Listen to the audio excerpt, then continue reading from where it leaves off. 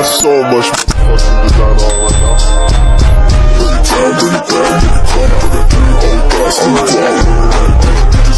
right now. Warahmatullahi wabarakatuh. Waalaikumsalam warahmatullahi wabarakatuh. Bismillahirrahmanirrahim. Alhamdulillahirabbil alamin wa bihi nasta'in wa ala umuri dunya waddin. Wassalatu wassalamu ala asyrofil anbiya'i wal mursalin sayyidina wa maulana Muhammadin wa ala alihi wa sahbihi ajma'in. Amma ba'du. Yang pertama-tama, marilah kita panjatkan puji syukur kehadirat Allah SWT yang telah melimpahkan rahmat dan karunia-Nya kepada kita semua sehingga kita bisa berkumpul dalam forum ini. Yang kedua, selawat serta salam marilah kita curahkan kepada junjungan kita Nabi Agung Muhammad SAW. Yang terhormat Bapak Abu Suhud selaku dosen pengampu pada matkul kali ini, juga teman-teman yang dirahmati Allah. Akhirnya saya di sini, saya ingin menyampaikan tentang pidato tentang futur. Apa sih yang dimaksud futur itu? Kalian ada yang tahu nggak? Bukan, tahu. Kita pasti pernah merasakan naik turunnya iman. Kadang itu kita lagi seneng-senengnya sholat, pasti rajin sholat, kayak tersaringan gitu loh guys. Terus kita juga sering membaca Al-Quran, biasanya sampai 1 juz, 2 juz, bahkan sampai 5 juz. Tapi terkadang kita juga pernah merasakan gimana iman kita itu lemah di saat kita malas beribadah, kayak misal mau menjalankan sholat itu males. Terus yang tadinya sering membaca Al-Quran, terus gini kayak masa males aja gitu loh. Nah, itu yang disebut dengan futur. Jadi futur yaitu menurunnya semangat ibadah setelah sebelumnya kita berada dalam kondisi yang rajin atau semangat. Yang kita perlu pahami, futur itu bukan berarti keimanan kita itu gagal, buruk. Jadi futur itu bagian dari dinamika iman kita. Para ulama mengatakan bahwa iman itu bisa naik turun.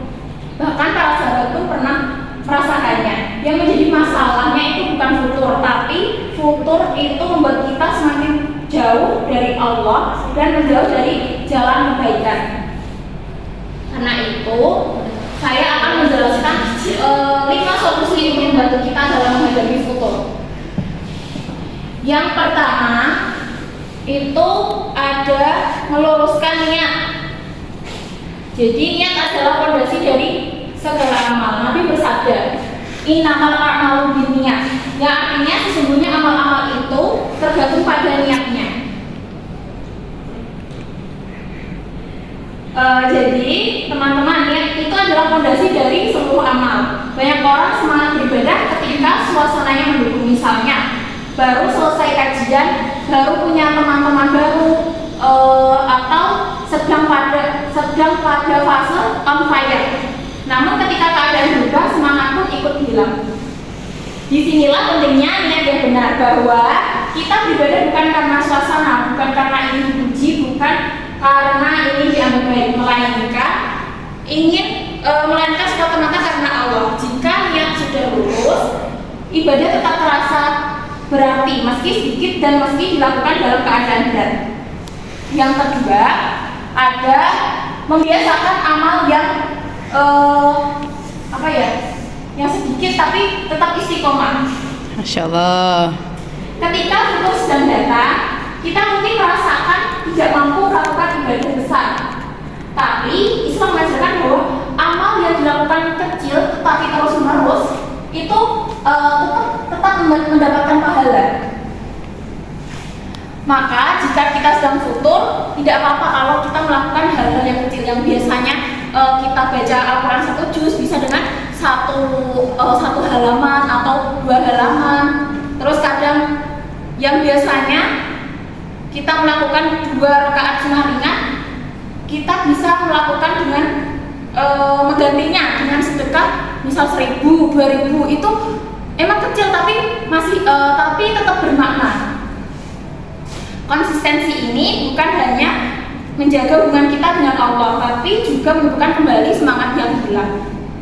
Yang ketiga, menjaga lingkungan yang baik.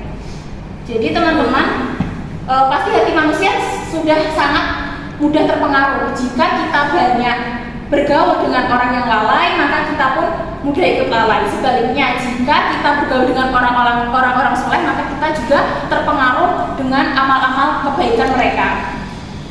Karena itu kita penting sebagai mahasiswa, kita perlu adanya relasi pertemanan yang baik. Lingkungan juga sangat mempengaruhi dengan pergaulan yang saat ini kita jalani.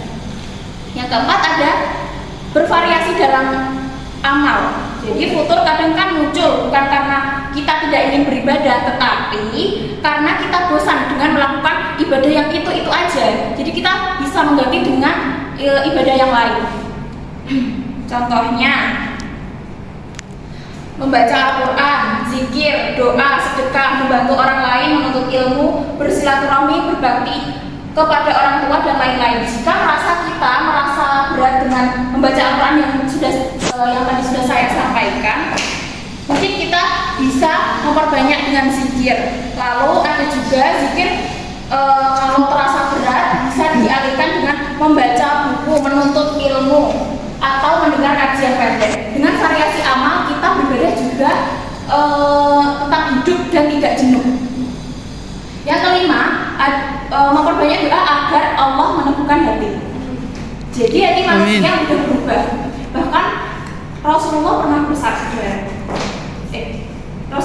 berdoa, ya Allah teguhkanlah hatiku di atas agamamu. Maka kita pun sangat membutuhkan doa ini. Ketika futur datang, jangan diam dan pasrah. Jadikan aku hambamu, angkat tangan mintalah kepada Allah dan berdoa. Ya Allah, kuatkan hatiku, jauhkan aku dari malas, jadikan aku hambamu yang istiqomah. Doa adalah kekuatan yang menghidupkan roh ibadah kita. Jadi itulah 5 amalan yang dapat saya sampaikan dalam forum ini. Semoga bermanfaat bagi kalian semua. Apabila ada salah kata, saya mohon maaf yang sebesar-besarnya. Wassalamualaikum warahmatullahi wabarakatuh.